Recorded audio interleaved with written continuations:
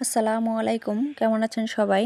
আজ আমি মোমো বানাবো। মোমো বানানোর জন্য মুরগির মাংসের কিমা নিয়েছি মেজারমেন্ট কাপের 2 কাপ। 2 কাপ মাংসের জন্য আমি হাফ টেবিল চামচ হলুদ গুঁড়া, হাফ টেবিল চামচ ধনিয়া গুঁড়া, হাফ টেবিল চামচ মরিচের গুঁড়া, 1 টেবিল চামচ রাঁধুনি রেডিমিক্স মুরগির মাংসের মশলা, 1 টেবিল চামচ সয়া সস, 1 টেবিল চামচ জিরা বাটা, 1 টেবিল চামচ রসুন বাটা, 1 টেবিল চামচ আদা বাটা এবং স্বাদ মতো লবণ।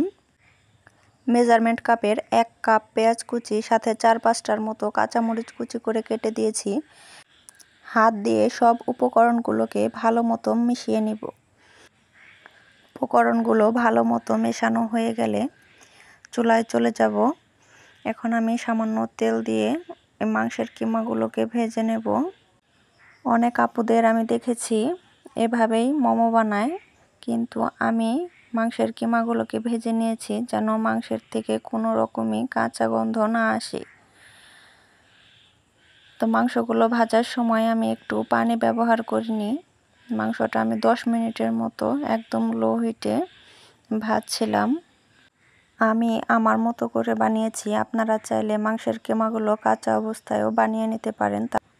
ভাজা হয়ে গেলে চুলা থেকে নামিয়ে আমি মোমোগুলো বানিয়ে নেব। এখানে মোমো বানানোর জন্য আগেই আমি ময়দা মেখে রেখেছিলাম, গরম পানি দিয়ে একটা নরম ডো তৈরি করে রেখেছিলাম। এবার আমি মোমোগুলো ভাপ দিয়ে নেব। আমি একটা পাতিলে পানি গরম দিয়ে তার উপর একটা স্ট্রেনার বসিয়ে তারপর আমি মোমোগুলোকে ঢাকনা দিয়ে ঢেকে ভাপ দিয়ে নিয়েছিলাম। মোমোগুলো ভাপ দেওয়ার পর দেখতে এরকম হয়েছিল। তো সসের সাথে খেতে খারাপ লাগেনি। এটা আমি প্রথমবার খেয়েছিলাম আর বানিয়েছিলাম প্রথমবার। ভিডিওটি ভালো লাগলে অবশ্যই একটা লাইক দিবেন। পরবর্তী ভিডিও পেতে অবশ্যই পেজটি ফলো দিয়ে রাখবেন। আল্লাহ হাফেজ।